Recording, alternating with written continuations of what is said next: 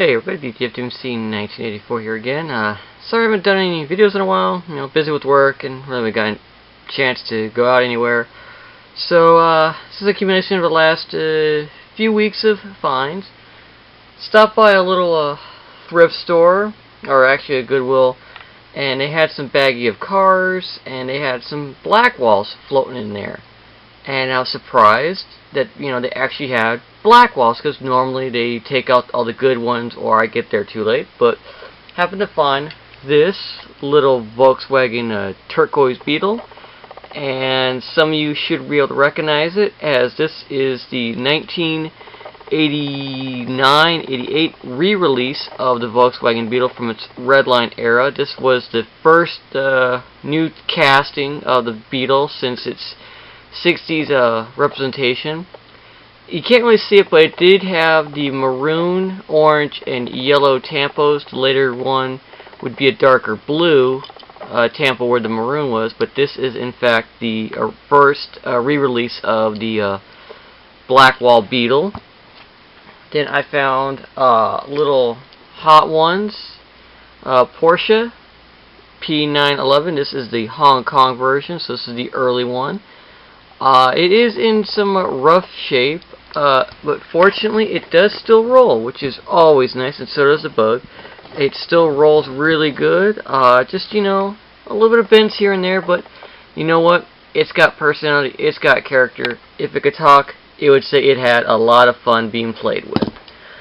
Then next, you know, it's like another trip down there. I found this is sitting around in one of the little dump bins. This is the 63 Corvette split window. It's even got someone's old initials on the bottom, which gives it history. This is the Hong Kong.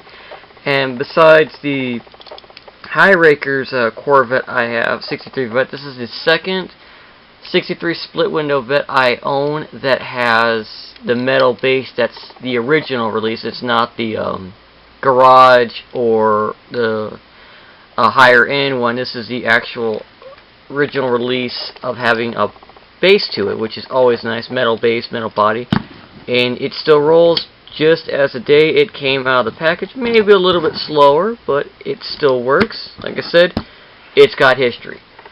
Then went to another little thrift store, found some goodies. I don't know when exactly. It's hard to track down this particular release of this casting, but I found a nice Blackwall Good Humor truck. It does say Good Humor on the bottom. I don't know if you can see that on my camera. Try to get some of that glare off of it. It's catching it. But it does say Good Humor on it. Other ones will of course say Ice Cream Truck or I think something else. But it's, you know, kind of worse word. But it's actually in pretty good shape paint-wise. You know, a few flea marks here and there, chips. But then again, expected it was probably banged around. And it still rolls really nice. Like I said, if it rolls, it's good to me. Then, amongst other things, found this, I think it's Ultra Hots is the style of the wheel. I'm not sure, but it is a Lamborghini Countach. A good casting, a car that's no longer really seen in the Hot Wheels line because of being fun to run, and it's just, it was the big car of the 80s. And then toward the 90s and 2000s, it's kind of lost its popularity with the sports car collectors because it just was a really, really overly done body. And the one thing that, you know, Hot Wheels I really wish they had done before they had finally run it was give it a set of rear riders that filled, or gave it some tires that filled out these wheel wells. Even with the Blackwalls I've seen with it, it never filled out those fender wells. It had too skinny of a tire, as you can see. And, you know, maybe I'll crack this one open, you know, do what Pooch Vamooch, or I forgot how to say him, Mr. John from Hobby Talk, and just basically maybe put some better wheels on it. Maybe some Indy wheels or something that really makes that back end fill out, because these things needed some meat in the rear. Then also in the little Goodwill, non-Hot Wheels, I found a Mask figure. This is back Strategic Command, or I forgot how Mask was, what's the acronym for what Mask is, But this is, I think, Dusty Dan, I think his name is. Found him loose, floating around. He is from, look on the leg, from, I believe, 1985 is the copyright on the inner leg, on the left leg. Really nice. I mean, still got, you know, pretty good stiff movement. So gotta be careful. Arms move around. Head rotates 360. Legs up and, well, not all the way back, but all the way forward because they set in cars. Knees. They never had any facial paint on him, which is always weird. Found him. And I know, thanks to people like Gamester and or Star Wars Nut 77 and Laugh It Up Fuzzball from the Star Wars community, that I was able to track down this guy for basically free. It was a bunch of little cars. I had found him loose, and the guy was like, "Yeah, he's free." This is an original 1980 AT-AT Commander from the Star Wars line. This is not a re-release vintage. This is the actual action figure from the 80s from Star Wars. And you can see a lot less articulation and not very detailed on his face. If I can get the camera to focus on it. Come on. Okay, it's not going to do it, but it was a very blank face because there was no real character association with it, because you see him in the background going, you know, get the rebel scum. And so instead of giving him, you know, more characteristics, they just gave him a regular face, so you can get like an army of them.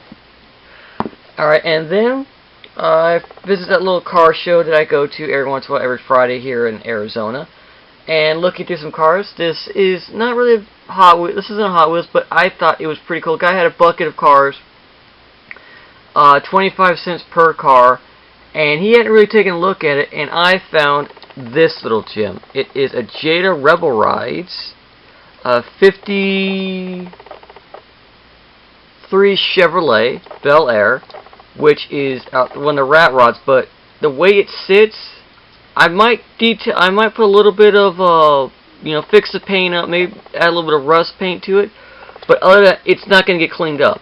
It looks like a sweet little rat rod.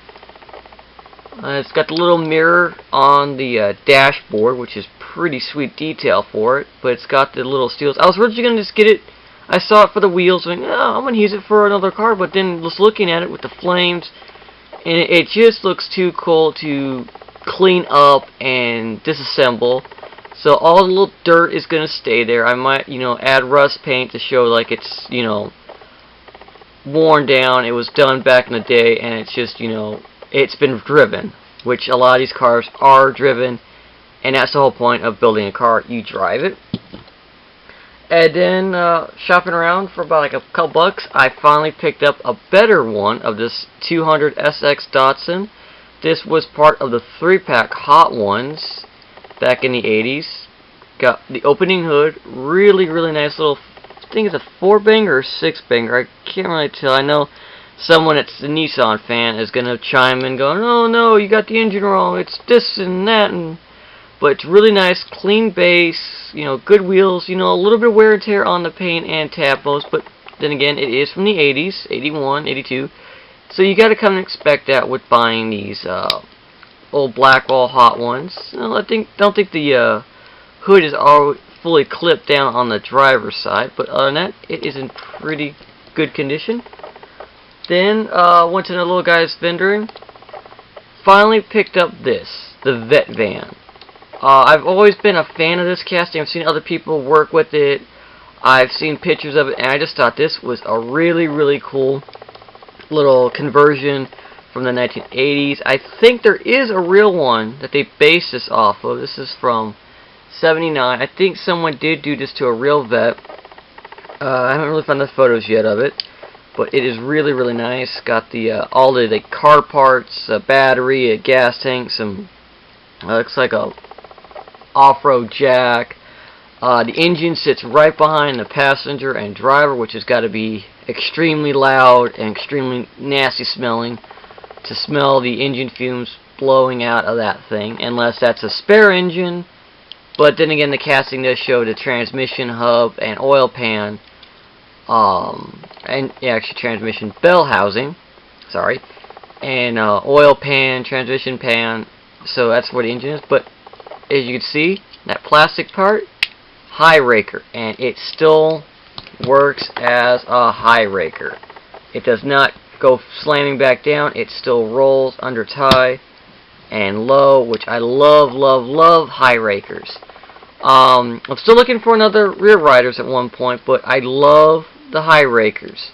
This series should be brought back by Mattel. They brought back the hot ones. They brought back other like color changers, new ones. They brought Blackwalls. They need to bring back high rakers. I think in an adult line it would work, because a lot of us now from the 80s are growing up, and this is the ones we are collecting. We want these ones that actually did some opening hoods, doors, raising up and down the suspension.